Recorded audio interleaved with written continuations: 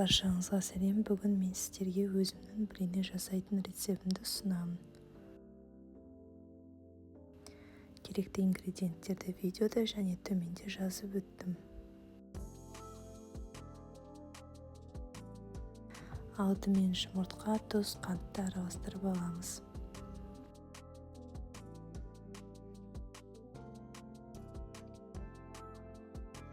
Массамызға жылы сүтті қосамыз.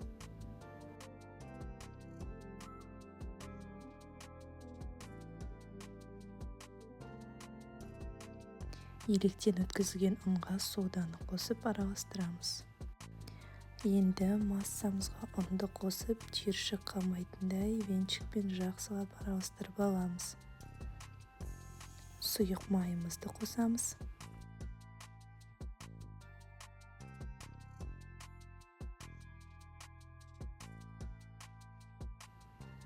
Қызып тұрған табамызды майлап аламыз. Ожаумен құямыз. Екі жағын сәл қызартып пісіріп аламыз.